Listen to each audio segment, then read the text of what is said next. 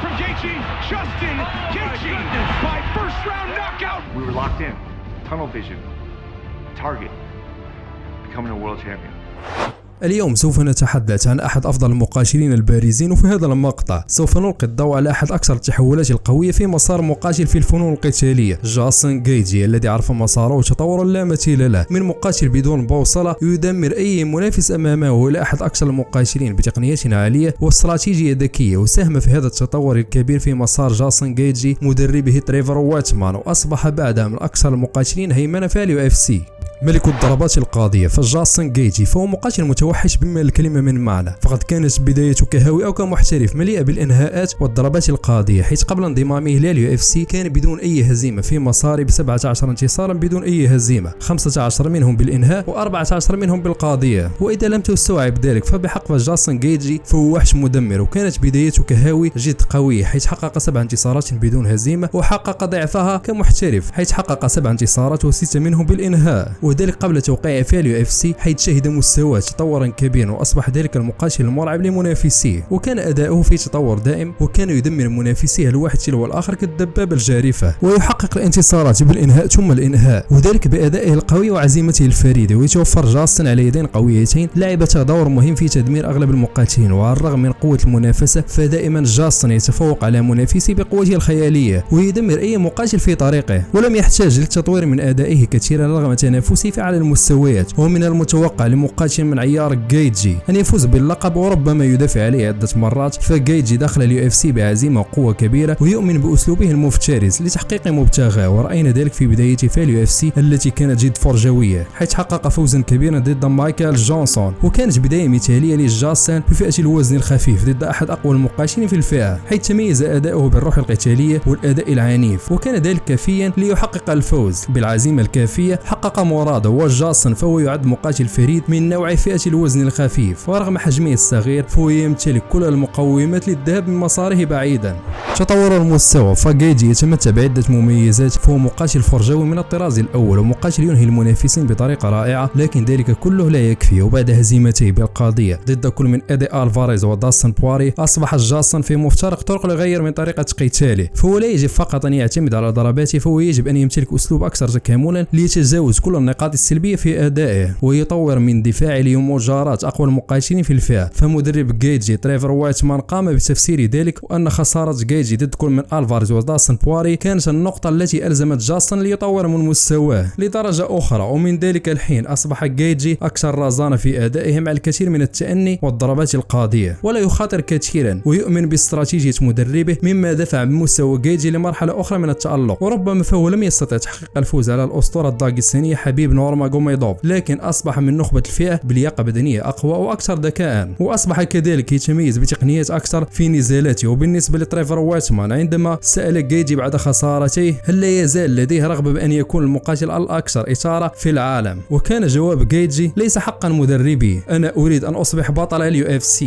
تريفر واتمان فهو كان أفضل مدرب في سنة 2021، فهو يتميز بأكثر مستوى ثابت لأبطاله في الUFC، وذلك ب5 انتصارات على اللقب في سنة 2021. فهو قام كذلك بقيادة ملك الوزن الخفيف المتوسط كامارا عثمان، وكذلك ملكة تراي وايت روزيا مايونيس للفوز في نفس الليلة التي كان بجانب جاستن غيتجي لتحقيق الفوز ضد مايكل تشاندلر، حيث حقق مقاتلي 3 انتصارات كبيرة في تلك الليلة في 3 فئات مختلفة، وكانت انتصارات كبيرة، وهذا يدلنا على براعة هذا المدرب وماذا يمكنه أن يقدم للتطوير من مستوى مقاتليه. فكلماته المفتاحية بين الجولات تتميز بالصرامة والذكاء، وتساهم في تغيير مجرى النزالات وتقود مقاتليه لتحقيق الفوز المرة تلو الأخرى. فغيتجي يعتبر مدربه واتمان كالفنان ويكون له احتراما وتقديرا كبيرا، وقال أن مدربه قدمه الكثير خلال مساره. وإجابة على ذلك فواتمان يقدر استجابة غيتجي لتدريبه ونصائحه، وأنه من أكثر المقاتلين استجابة ويقول عليها المقاتل المبارك.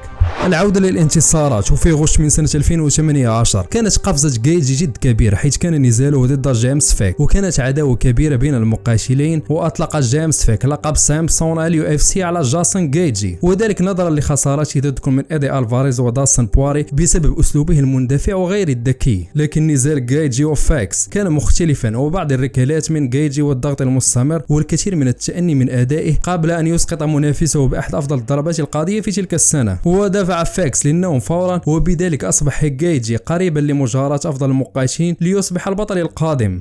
الفوز باللقب المؤقت وبعد فترته الكئيبة ل6 أشهر والتي استمرت من ديسمبر من سنة 2017 إلى أبريل من سنة 2018، بدأ جاستن جيجي مرحلة جديدة في مساره متعطشا لتحقيق اللقب وأكثر إصرارا وعزما، ليس لتحقيق المال لكن ليحقق المجد بوصوله للقب. وبعد فوزه بالضربة القاضية ضد جيمس فيك، كان نزال جيجي القادم ضد إدسون باربوزا، ولمرة أخرى تريفر واتمان أظهر أن إبداعه في تلقين جيجي طريقة فريدة في القتال ليدمر المقاتل الصعب باربوزا، وحقق بذلك جيجي فوزا آخر بالضربة القاضية بطريقة فرجوية، وبذلك حقق فوزين متتاليين بالضربة القاضية، وهذه بداية نارية من مقاتل استثنائي. والشيء الأهم الذي لعب دورا كبيرا في تطور جيجي الأخير هو استعماله للركلات القصيرة بشكل أكثر فاعلية وأكثر قوة، وهذا التطور ساهم بشكل كبير وفعال في تطور مستوى جيجي، مما يساهم في إسقاط منافسيه بسهولة بالقاضية بيديه البارعتين، وبذلك أصبح جيجي من أكثر المقاتلين رعبا في لائحة اليو اف سي، وتغير من مقاتل الجولة الأولى إلى مقاتل أكثر تكاملا وأكثر تدميرا. وبجانب واتمان كان تطور جيجي بشكل مستمر وجد فعال، وحقق 3 انتصارات متتالية بالقاضية، وذلك بعد تحقيق الفوز بالقاضية ضد دونالد سيروني، حيث كان أداؤه جد قوي مقارنة بنزالاته السابقة. وبذلك أصبح جيجي هو الحصان الأسود في فئة الوزن الخفيف، ولم يتبقى أمامه سوى اختبار وحيد ليحقق هدفه المنشود توني فيرغسون، الذي كان أكثر المقاتلين رعبا في الوزن الخفيف وصاحب اللقب المؤقت، وكان قد حقق 12 فوزا متتالية. وكان فيرغسون هو الحلقة الأخيرة أمام جيجي لينازل على اللقب، وكانت حرب قوية مليئة بالدماء، حيث أظهر جيجي مستوى آخر من التدمير ضد منافس من عيار كبير. وفي نزال استعد له جيجي كثيرا بعد سنتين من التألق والتطور، سيطر جيجي على توني بشكل كلي بطريقة عنيفة، لم يتعرض توني فيرغسون قط لعقاب مماثل، حيث كانت ضربات جيجي قوية ومركزة وبفاعلية كبيرة ب 72%، وهذا يظهر لنا مدى التطور في مستوى جيجي من مقاتل مندفع بدون فاعلية كبيرة إلى مقاتل متكامل. وفي الجولة الأخيرة من النزال قام جيجي بتنفيذ 34 ضربة سترايك ناجحة مقابل 39 ضربة سترايك بنسبة فاعلية 87%، وهذا يظهر لنا مدى القوة الخارقة لدى هذا المقاتل المدمر. وبذلك حقق جيجي اللقب المؤقت للوزن الخفيف، وقاد هذا الفوز ليقوم بالنزال عن اللقب ضد الأسطورة حبيب نورماغوميدوف. وبالرغم من البداية القوية من جيجي، لكن رغم ذلك ظهر الفارق جليا، حيث استطاع المقاتل الداغستاني من تحقيق الفوز بالإخضاع بطريقة جد رائعة.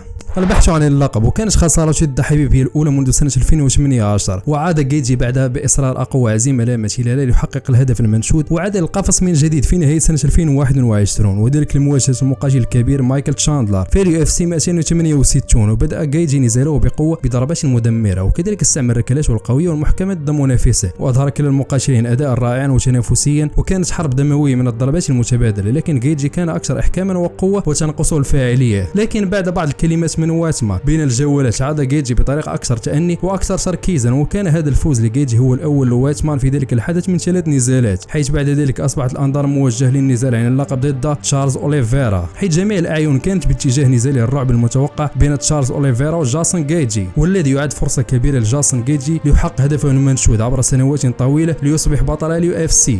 مواصفات البطل القادم، فليس بالغريب على جاستن جيجي تحقيق الفوز ذلك منذ أمد طويل، وفي بدايته في المصارعة أيام الجامعة، حيث كان يتميز بمسار جيد 191 فوزا و9 هزائم. وفي سنة 2010 أصبح أول مصارع من جامعة نورشن كولورادو يصبح بطل الأمريكان راسل، وذلك منذ سنة 1970. وفي سنة 2020 تم إعلان دخول جيجي في لائحة هول اوف فيم الرياضية في جامعة نورشن كولورادو بسبب إنجازاته في المصارعة، وهذا ليس كل شيء، وكمقاتل فهدفه أن يصبح أفضل مقاتل في العالم، ونظرا لمساره الفريد المليء بالضربات القاضية، وتحصل عدة جوائز فردية، وحتى خلال هزائمه ضد ألفاريز وباري فهو يفوز بجائزة نزال الليلة، وحقق عدد كبير من الجوائز بعد النزالات، حيث حقق 8 بونس، وهذا عدد كبير بالمقارنة مع عدد نزالاته في اليو اف سي، فهو يعتبر مقاتل جد موهوب في فئة مليئة بالمواهب، وبتحصيله على أكثر عدد جوائز أداء الليلة حتى عند هزائمه كأكثر مقاتل في اليو اف سي حاليا. وبهذا فجاستن جيجي فهو أكثر مقاتل منافس وفرجاوي في اليو اف سي، وأصبح قريبا من تحقيق اللقب. وكانت هذه نهاية المقطع، ونترككم مشاهدين ومع السلامة.